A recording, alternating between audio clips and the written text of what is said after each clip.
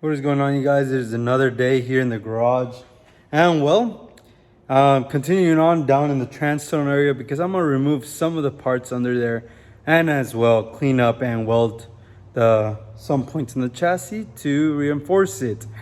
Now, as a young kid, I didn't know how to weld. So I did a lot of things that were just kind of bolt-on setup. And I think it's time to properly weld it to not run into further issues as to what I'm going to show you right now. Now, we're going to go down there in the oil pit and you're going to see what I'm actually going to be working on. So down here, you see this is a straight bar and it reinforces the unibody that these Mustangs have. Now, they sell these online, which are weld on or also bolt in. So as you can see, I bolted in mine and well, not very happy with the outcome. As you can see, the fitment of it isn't really great.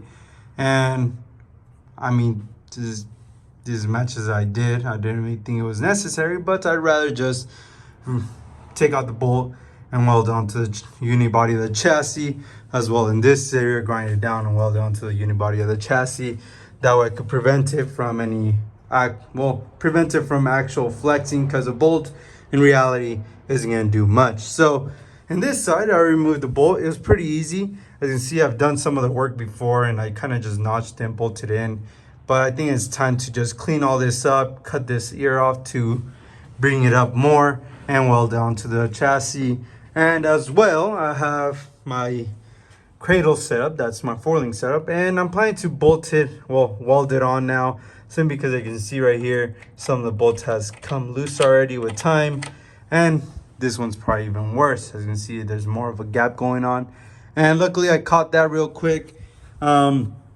Some of these areas I should look forward to looking over should be actually fixed. Didn't expect these bolts to come off loose that quickly, but as you can tell, with time things start to just come loose, especially with bolts and having a cam on your engine, and everything just starts unbalancing and getting loose. So it's a good time to look over everything and try to fix all those issues I've done when I was 17 years old. Now that I'm a little bit more experienced on how to work on my cars, I think it's a good time to just weld everything in place. This video is going to mostly be part of putting everything back in place and welding it securely. I kind of already grinded this area, and as you can see, I got to smack this with the hammer a little bit more to close the gap. In this case, this one seems fine, but this is in the way, so I'm going to go ahead and remove it, and as well as remove this. That being said, you guys, I'm going to go ahead and go forward to this. My transmission mount is actually drying at the meantime. I guess with the Rust-Oleum paint that I added on there, I already knew it was going to happen. It gets really tacky, and with this type of weather, it's a little bit harder for it to dry. So I'm going to have to wait for a bit to just let it, cure itself and let it just sit good. Might pass the heat gun a little bit later on in the day, but for right now, I have lots to do and a lot to clean up. But stay tuned. First up, we're going to do this, grind this, cut this ear off, and then hop with the next one and possibly jump into these sections first and then move on to the back. So let's focus on the front area first. So cut this, holy fuck, dude. Oh, shit. Fire. Oh, man. My interior's pretty done. What is going on, you guys? It is another day here in the garage, and you guys seen I caused the fire on my Mustang, and doesn't look too pretty. Luckily, I was able to extinguish the fire, and didn't reach to the point where I lost the whole car, because that would definitely really suck, and I'd probably feel really stupid for doing that. But as you guys probably noticed, I was welding the subframe connectors on the video. This is gonna be continuing on with the same video, and not sure how it happened. I started welding, maybe sparks went into the carpet, or just the metal of the heat just got super hot and caused the fire on the opposite side of the passenger side when I was welding on the driver's side. Doesn't make any sense, but yeah, so I caught that pretty early, was able to extinguish the fire like I said, and I didn't damage. Some say the fire extinguisher powder is pretty washable, and that's what I'm hoping for, because the whole inside looks like white powder, but I'll show you guys that in just a moment. So in here, it doesn't look too bad, but just a bunch of powder. But right here, my seat got ruined, and well, when that side of the seat got ruined, well, this whole bench seat is ruined now. And right here got pretty damaged too. So my goal for today is to, well, strip everything out, remove the carpet, and well, not deal with fires anymore. And also cap off my fuel lines are exposed, which could be resulting into a huge fire, especially when high heat is exposed in this area. And I don't want that to happen. Some of the powder went on my block.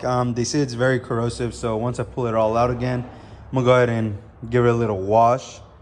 Well, in some way, I'm gonna try to wash it without damaging inside the internals. I think I could figure it out somehow. I just gotta wipe it all down. But wasn't. Holy smokes! I think the trans dropped too with it. Yeah, because this isn't a fire. Well, looks like I gotta go ahead and fix that out too as well. So that's the plan for right now, is mount my trans onto there. Might be a little bit more difficult because the zip ties came off. Damn. Well, let's get to it. All right, so I finally hoisted up the engine and tilted back up. Hopefully this didn't have any problem with flexing and destroying the polyurethane bushings, or the fact that it bent my motor mounts. I mean, I only tacked them there, so it looks like it was pretty good and pretty strong, so hopefully nothing serious happened. But now that I got it up, I'm gonna put my trans mount on there that I just made brand new. It's finally dry and ready to put on. And well, yeah, once I mount that, then I'll begin on removing the whole interior. But yep, unexpected work that I have to do extra, but I'd rather be safe than sorry than what happened yesterday. Let's do it. You get that? I got it, yeah. These two. That's Diego, by the way, if you guys don't recognize him. He has a beard. And there's Anthony. You know, the one with the Camaro. That we picked up. That's the only video they have of you on there. They have the 240s. The 240. I never recorded 240. Did I? Alright, you guys, so this is the burnt side of the seat on the passenger side, and the burnt carpet is over there, and then some other stuff I need to wash down. And the interior looks pretty good now. Good thing the seam of the carpet was half, so I just got to put half of the carpet back in. And yeah, it's still dusty though. It's really bad for you to inhale it, but it's whatever. Now I'm gonna go ahead and continue welding, I guess.